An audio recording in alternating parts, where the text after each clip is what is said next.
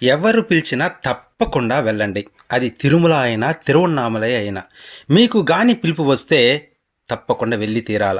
ఎందుకంటే ఆ 2 క్షేత్రాల్లో ఉండేది మహాశక్తివంతమైన స్వరూపాలు. మన సమస్యలు, కష్టాలు తీర్చడానికి ఒకటి మనలో ప్రేరణ కల్పించి రప్పించుకోవడం, రెండవది ఎవరి ద్వారా అయినా రప్పించుకోవడం. మనలో చాలామంది ఏదైనా సమస్య వచ్చినప్పుడు లేదా ఏదైనా శుభకార్యం తలపెట్టినప్పుడు మొదట వెళ్ళేది కొండకే వెళ్తాం. ఎందుకంటే వెంకటేశ్వరుడి పైన అంత నమ్మకం మనకి.